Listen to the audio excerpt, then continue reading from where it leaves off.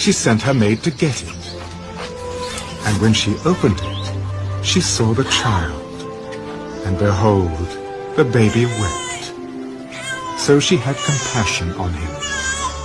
This is one of the Hebrews' children. Then his sister said to Pharaoh's daughter, Shall I go and call a nurse for you from the Hebrew women, that she may nurse the child for you? Go. So the maiden went and called the child's mother. Then Pharaoh's daughter said to her, Take this child away and nurse him for me, and I will give you your wages. So the woman took the child and nursed him. And the child grew, and she brought him to Pharaoh's daughter, and he became her son. So she called his name Moses, saying, Because I drew him out of the water. Now it came to pass in those days, when Moses was grown, that he went out to his brethren, and looked at their burdens. And he saw an Egyptian beating a Hebrew, one of his brethren. So he looked this way and that way, and when he saw no one, he killed the Egyptian, and hid him in the sand. And when he went out the second day, behold, 2 Hebrew men were fighting.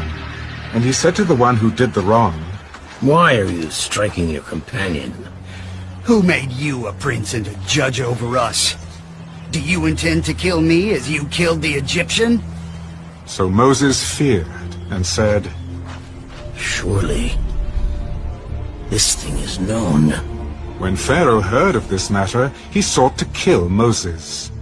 But Moses fled from the face of Pharaoh, and dwelt in the land of Midian, and he sat down by a well. Now the priest of Midian had 7 daughters, and they came and drew water, and they filled the troughs to water their father's flock. Then the shepherds came and drove them away. But Moses stood up and helped them, and watered their flock. When they came to Reuel, their father, he said, How is it that you have come so soon today? An Egyptian delivered us from the hand of the shepherds, and he also drew enough water for us, and watered the flock. And where is he? Why is it that you have left the man? Call him, that he may eat bread.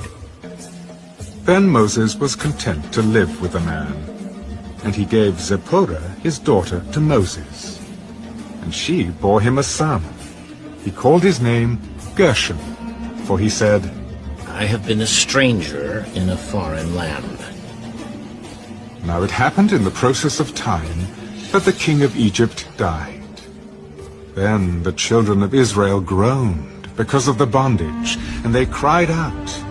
And their cry came up to God because of the bondage. So God heard their groaning, and God remembered his covenant with Abraham, with Isaac, and with Jacob. And God looked upon the children of Israel, and God acknowledged them.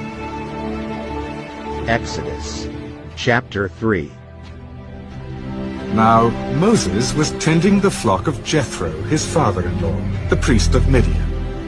And he led the flock to the back of the desert, and came to Horeb, the mountain of God. And the angel of the Lord appeared to him in a flame of fire from the midst of a bush. So he looked, and behold, the bush was burning with fire, but the bush was not consumed. Then Moses said, I will now turn aside and see this great sight, why the bush does not burn. So when the Lord saw that he turned aside to look, God called to him from the midst of the bush, Moses, Moses.